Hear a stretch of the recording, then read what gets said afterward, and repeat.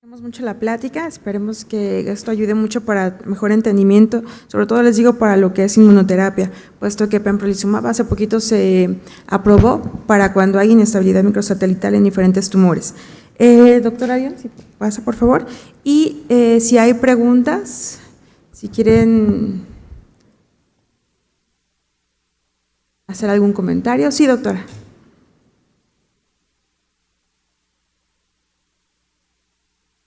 Gracias, buenos días. Mi pregunta es más bien enfocada hacia las mutaciones de histonas. Se sabe que hay dos importantes donde hay un cambio de lisina por metionina en la histona 3, tanto en la posición 9 como 27, ya está asociado a glioblastomas.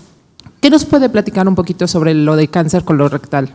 Y bueno, son dos zonas que afectan literalmente la metilación y la asociación a todos estos cambios epigenéticos.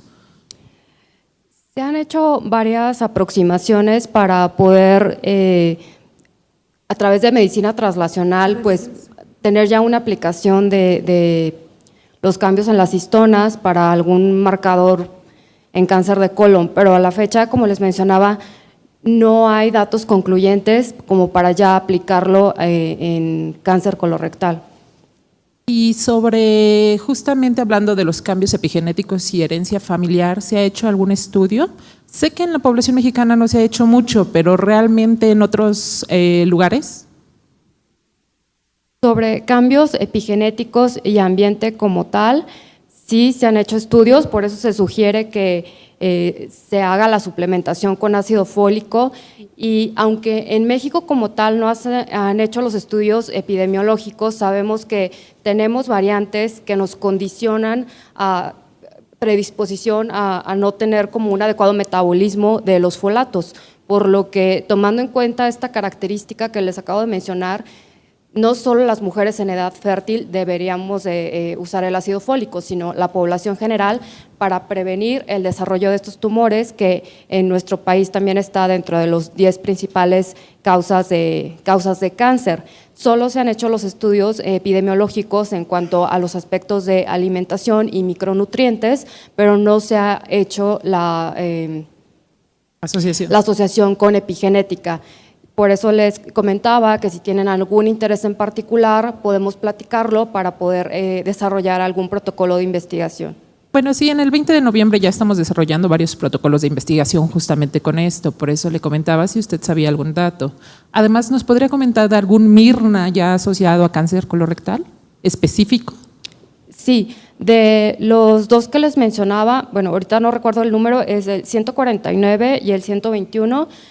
Uno para 121 en cuanto al pronóstico, se asocia con mayor, con metástasis y una progresión más rápida, y el otro que les mencionaba ya como un marcador de diagnóstico, y que en la revisión más reciente publicada este año en cuanto a todos los Mirnas, establece que tiene una mayor sensibilidad en etapas avanzadas, pero tiene un área bajo la curva que es bastante aceptable de 0.7 a 0.9 como un marcador diagnóstico. Gracias. Yo quiero hacer algún comentario sobre los Mirnas. Realmente la utilidad práctica todavía no está establecida. Nosotros en cancerología tenemos ya ya tenemos varias investigaciones al respecto en diferentes neoplasias. Donde encontramos algo significativo fue en cáncer de mama. En un grupo en particular fueron pacientes triples negativos tratados con cisplatino, y ahí sí encontramos una firma que incluía 4 Mirnas. Sin embargo, por ejemplo, en cáncer de recto, nosotros lo estamos buscando como para poder saber quién tiene sensibilidad al tratamiento de quimio-radio o quién realmente no le va a funcionar. Y en base a eso, primero hicimos un ensayo con 2 Mirnas que tenían que ver con los sistemas de reparación y con sensibilidad al tratamiento. Fue el 595P y el 181, y son interesantes porque si hay una sobreexpresión en aquellos que de entrada, bueno, más bien el paciente de entrada que se analizó con respuesta completa patológica estaban sobreexpresados, es decir, había mucho. Y los que no respondían estaban totalmente nulos. Sin embargo, haciendo una búsqueda intensa en la literatura, tuvimos ahora que hacer microarreglos de Mirnas, es decir, buscar 500 Mirnas como para ver si hay algunos de ellos que se modifican, porque hay un grupo muy importante que es el grupo de la doctora Angelita Abergama. Ella es cirujana oncóloga, ella ha propuesto incluso el no operar a los pacientes con cáncer de recto, y ellos hicieron también Mirnas y encontraron uno que es el 215P, que como que pudiera identificar a quién no va a responder y quién no. Sin embargo, este 215P decimos que es muy promiscuo, porque está en muchos tumores involucrados. Entonces, es un mundo muy bonito, pero yo creo que aterrizado a la clínica todavía está muy lejos de eso. ¿Algún otro comentario? Sí, doctor. Soy Herbert García, muchas gracias por las excelentes pláticas. Desde el punto de vista de manejo práctico de los pacientes, un poco, ¿cuál es su recomendación frente al diagnóstico y al tratamiento de los pacientes en los cuales se sospeche cáncer de colon hereditario o un síndrome de Lynch, en términos de qué recomiendan usar? Inestabilidad de microsatélites, inmunohistoquímica, irnos directos al estudio molecular, y si le ven alguna utilidad al tema de la inmunohistoquímica y de la inestabilidad de microsatélites, incluso intraoperatoria, para cambiar criterios de cirugía a una cirugía colorectal un poco más extensa. Gracias. Sí. Bueno, si sospechamos un cáncer hereditario, específicamente el síndrome de Lynch, como vemos, hay 4 proteínas que pueden estar involucradas ahí. Entonces, irnos directo a secuenciación, pues sería o elegir al azar alguna o secuenciarlas todas, y por lo tanto eso nos elevaría mucho los costos.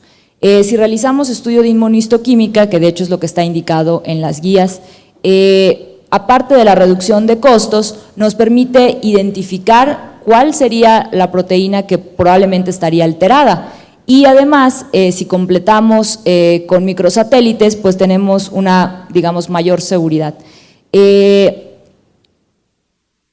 Aunado a eso, parte de, como todo en esto no es un 100% de seguridad, por eso se ha visto también que en tejido tumoral de cáncer esporádico se identifican también algunos de estos cambios. Entonces, si se cuenta con el recurso para hacerlo, pues se puede llevar a cabo el estudio de mutaciones, ya sea en BRAF o el análisis de metilación para ver si el promotor de MLH1 tiene ese cambio. Y entonces ya de ahí tendríamos un diagnóstico más dirigido y específico hacia una proteína en particular.